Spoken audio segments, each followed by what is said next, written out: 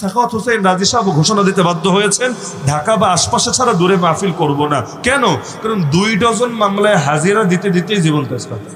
কিছুদিন আগে বাংলাদেশের শীর্ষস্থানীয় এক নেতা বলল যে আমরা আজও পর্যন্ত যত জঙ্গি ধরেছি একজনও কওমি মাদ্রাসার না। শুনে সামনে যারা ছিল সেই খুশি, নারায়ে তাকবীর, আল্লাহু আকবার, মাশাআল্লাহ, মারহাবা। এই কথারে কি আর সাপোর্ট না দিয়ে পারা যায়? কিন্তু আমি তো সামনে ছিলাম না। পত্রিকায় যখন দেখলাম, দেখে আমার মাথার উপর আসমান ভেঙে পড়লো। তাহলে আমরা কোন মামলা নিয়ে ঘুরছি?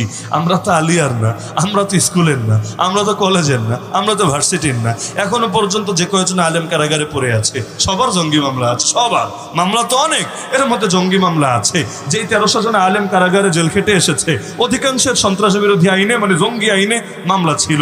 আরো কত হাজার আলেমের তালিকা করা যাবে এই বাংলাদেশে, যাদেরকে জঙ্গি মামলা দিয়ে পেরেশানিতে রাখা হয়েছে। এমনকি যারা বাইরে, বাইরে মানে খুব সুখে আছে তা না,